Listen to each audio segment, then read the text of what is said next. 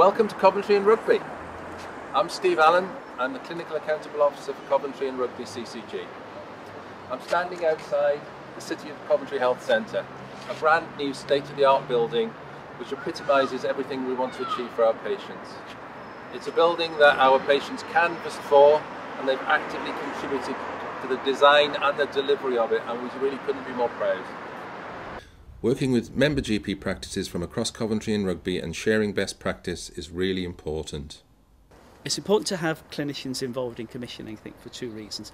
Because we are clinicians, we understand clinical systems from the inside out. I mean, we're both users of hospital services, and we understand the frustrations when things don't go well. And I think that also brings in the idea that we are listening to patients, and to some extent like a patient advocate. We want the system to work for them. We want the hospital to work well for them when we refer. And when things go well, that's great. And when they don't, we feel their frustration. So to be in a position to do something about it with that inside information can be very helpful. Some of the immediate benefits are being able to use on-the-ground case examples to highlight to the CCG where there may be problems or where we may be able to see changes being made for the better. So it's nice to be able to use that ground level intelligence and be able to provide that up to board level.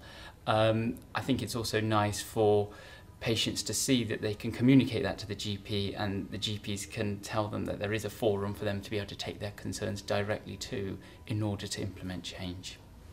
But I hope what the public will see is that we will be able to listen to what they say and what they feel about the health service, both as doctors listening to their frustrations in the consultation, but also through feedback, for example, from patient forums and patient participation groups. We will be able to collate how users of the service feel about the service, and I'm hoping we'll be able to feed that into the commissioning and contracting process on their behalf.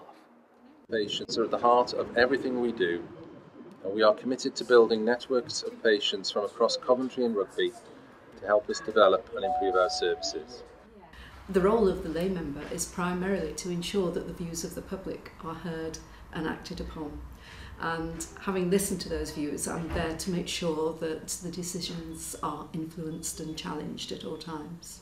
We fed that back, and the health centre that's based in the middle of Coventry now offers appointments up to 10 o'clock at night. I think it's really important to involve patients in the work of the CCG, because patients need to be at the heart of everything that we do. Really, it's about listening, responding and improving the care.